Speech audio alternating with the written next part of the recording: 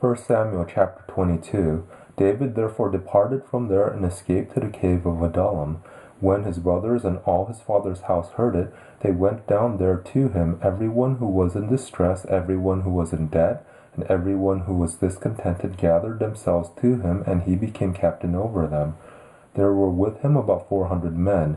David went from there to Mizpeh of Moab, and he said to the king of Moab, "Please let my father and my mother come out with you until I know what Elohim will do for me." He brought them before the king of Moab, and they lived with him all the time that David was in the stronghold.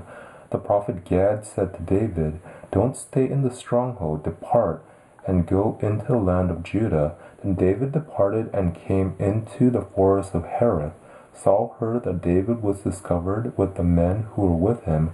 Now Saul was sitting in Gibeah under the tamarisk tree in Ramah, with his spear in his hand, and all his servants were standing around him. Saul said to his servants who stood around him, "Hear now, you Benjamites, will the son of Jesse give every one of you fields and vineyards?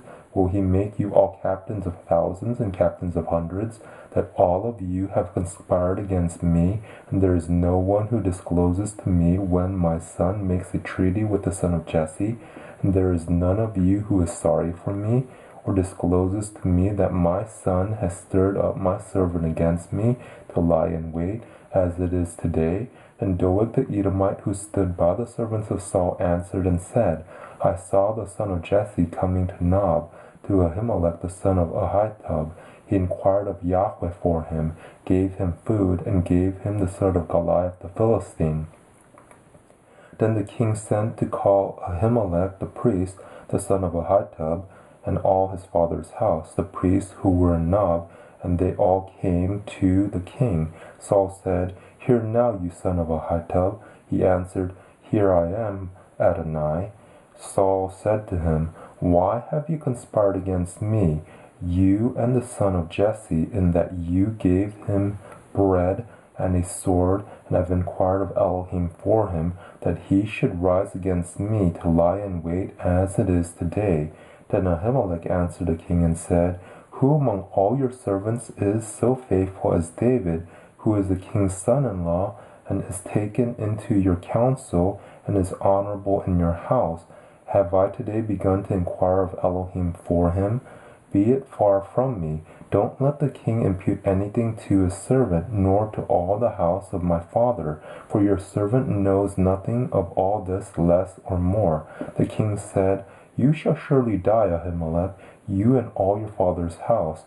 The king said to the guard who stood about him, "Turn and kill the priests of Yahweh, because their hand also is with David, and because they knew that he fled and didn't disclose it to me."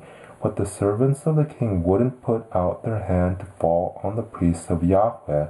The king said to Doeg, "Turn and attack the priests." Doeg the Edomite turned, and he attacked the priests, and he killed on that day 85 people who wore a linen ephod. He struck Nob, the city of the priests, with the edge of the sword, both men and women, children and nursing babies, and cattle and donkeys and sheep, with the edge of the sword.